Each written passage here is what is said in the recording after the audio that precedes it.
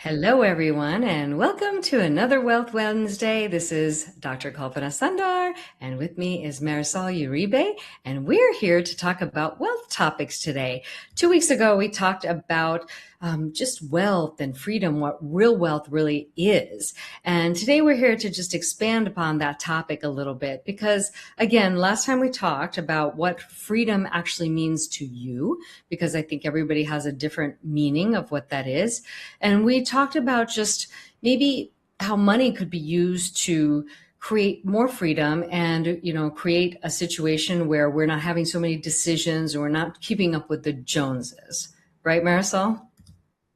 Right. And we called it out clearly. Money can't fix burnout, disconnection, lack of boundaries. Many successful people have upgraded that packaging of their life, not the pressure inside of that.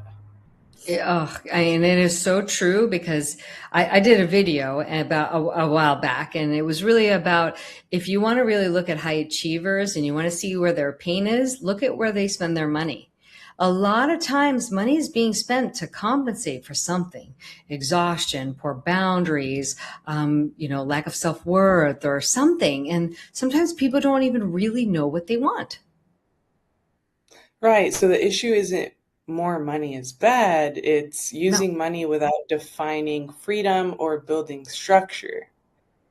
And yeah, next we will get into about ways that you could make money actually feel like freedom. Oh yeah, because there's so many ways we can do that. And just spending on things that don't necessarily matter is obviously not the way to do that. But money can be used to buy yourself convenience. It could be used to buy yourself support. It could be used to delegate things that maybe make your life more difficult. So that is an effective way to use money for some people. Yes, it's leveraging your time, energy, and resources. And before we talk numbers, let's define what does a free day look like to you? How do you want your body to feel? Who do you want to be responsible to? Yeah, All that matters. those are great questions to ask oneself. A free day, I mean, most of the time people take a free day and it's just basically just catching up on everything they didn't get done on the other days. And that's not really a free day. That does not calm one's nervous system at all. So, there are definitely some things to look at in the way people choose to live their lives. And sometimes we make our lives harder than they need to be. But one big thing is that I think it's really important to build systems and not just income because, money feels very different when it's organized and intentional and when it's not dependent on constant effort. So, meaning that if you have it set up in your bank account that X amount gets removed for, savings every month, then now you don't have to think about that. You don't have to do that. Your savings goal is X, and what that means every month, that's automatically deducted from your account. So you don't even see it. That's an example of making your money work for you so that you can actually put money into the things that matter more to you, including freedom. Yes, freedom is a dream outcome. Money is only useful if it reduces the time and effort that costs that outcome. Totally, totally. And then often I would say that people have a lot of hidden financial stressors that they don't know about because they don't look. They're not budgeting. They're not looking at their monthly expenses. There are things like subscriptions, debt, clutter, obligations, disorganized spending. Oh, I spent that on that. I mean, they don't even realize it. And next thing you know, there's some crazy credit card bill or way more expenses than you recognized. And it happens very, very easily.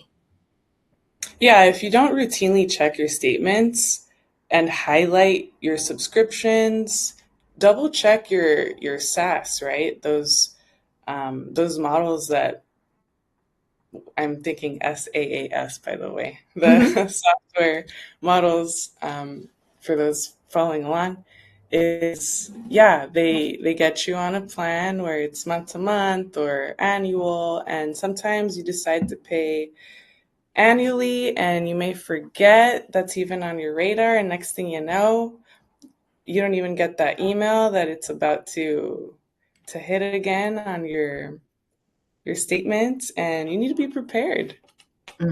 Totally, totally. And if it's something I want to cancel, I honestly, as soon as I sign up for it, I actually cancel it right then and there. That's one habit that I've gone into that has saved me. And it really is effective. Just because you can cancel it whenever you want to, you can cancel it now for whenever you want to. And often, if you paid for the year, if you cancel it right then and there, you just saved yourself that accidental renewal.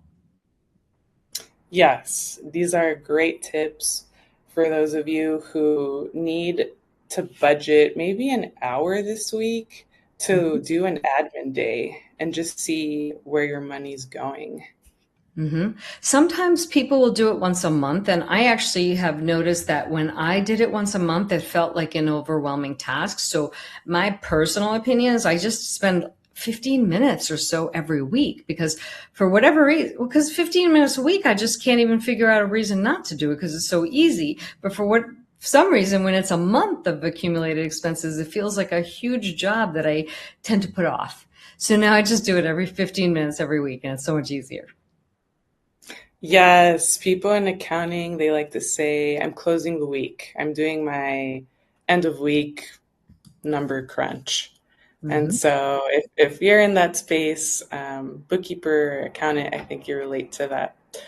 And yeah, let's give examples of buying back time. So you mentioned the maybe housekeeping, childcare support, bookkeeping, right, is another one of those. Mhm. Grocery delivery and better software. Like, yeah, for grocery delivery, there's a company that comes to mind. Instacart. Software, Yeah. yeah, Instacart, yeah, software when it comes to like client relationship management. Oh, yeah. If Those you're are at a point where, absolutely. yeah, you have a lot of of conversations you'd like to keep track of, and birthdays maybe to follow up with. And that just reduces the mental clutter because otherwise we feel like we've got to remember all these things. And, if we just put them down somewhere, we don't have to remember them anymore. And we use technology to remind us, which is perfect. Hmm. And you could also contrast your decision making with, is this purchase something I have to think about every week or something that removes thinking from my week? I like that. I like that very much. Well, I think really what we're getting at here is we should be spending in alignment with our real values. So whatever our values are, if you're really big into health and wellness, maybe more of your expenditures goes there because it's important to you to be fit and eat all the right food and whatnot. But if it's maybe something else, then maybe that's where you're spending your money. And that really should be looked at every month. I mean, I say do a small amount of budgeting every week, but at the end of the month, take that time to really reflect and see what the numbers are really showing you about how you spend money. Yeah. Health and wealth, these are two buckets that we should be investing time, money, energy to.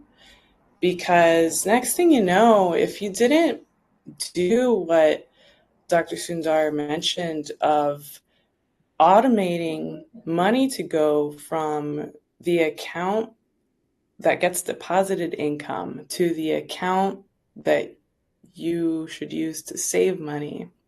And you could have other vehicles for this, but if you just start there, I think that you can get to your savings goals a lot faster than winging it once in a while when you do remember to save for the future. 100%. 100%. And I also recommend, I don't know if you've ever read this book called Profit First. I mean, that is a great book. So if you have not read it, it's fabulous. But they also recommend having multiple bank accounts. Like many of the people I work with are entrepreneurs. So they need to have multiple different bank accounts because, maybe there's a living expenses bank account, maybe there's a savings account, maybe there's a tax account, maybe whatever that is. But that book, the basic premise is pay yourself first. So make sure you pay yourself first. And that's so important because, really that allows you to spend money with your real values. If you invest for your future, that's important. And I'm not saying invest in your future at all costs and don't enjoy the now, but there is a Mhm. balance between both of those things. Yes, absolutely. Yeah. Freedom allocation rule. You'll allocate it to whatever makes sense to your life path. Hmm. And remember, yeah, stability first, get your reserves and protection, and then simplify, buy back time, then consider lifestyle upgrades. Totally. I think you hit the nail on the head. Absolutely. Stability is always going to be first because life is unpredictable, as we well know. You don't know what's going to happen tomorrow. So once you have your stability taken care of, everything is built on that foundation. So I think that's a perfect thing for us to end on. And I love it. I hope that you guys found this useful. Oh, and I forgot to mention this on the last one. I have a little guide that I'll pop on the screen. It's going to be in the comments. So it's a holistic wealth assessment. So I'll put it in the comments so you guys can find it. And that way you can download it and it'll give you a lot of these tips in the way I look at wealth and whatnot. So I'll pop that in the comments. Perfect. I'm All excited right. for our next conversation, and I hope all of you listening, watching, took some value from this. Yes, same here. All right. Well, bye everyone. Thanks so much for joining us. And bye, Marisol. Thank you for joining me today. My Bye. pleasure.